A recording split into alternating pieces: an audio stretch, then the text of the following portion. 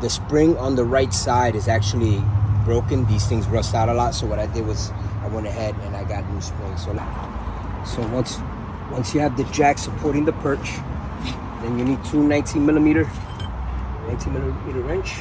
Put it over here.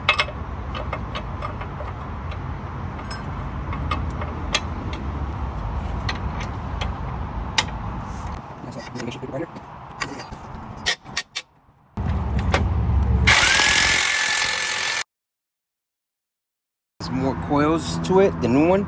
Same height, but more coils, so it's gonna be stiffer. It also has more heft compared to this one. This is a lot lighter than this.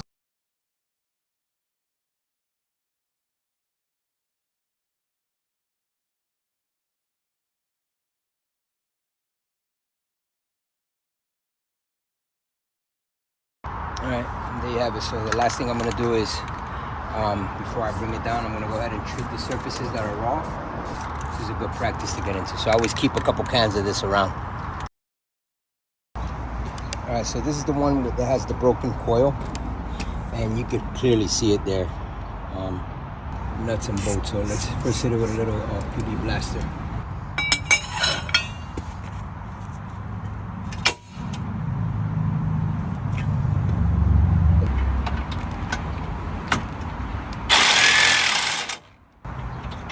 I don't know.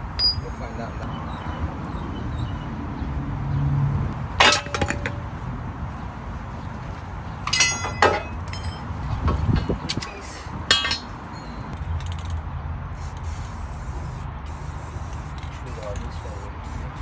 Here we go. Pretty big difference, right? So let's go ahead and get this new one in.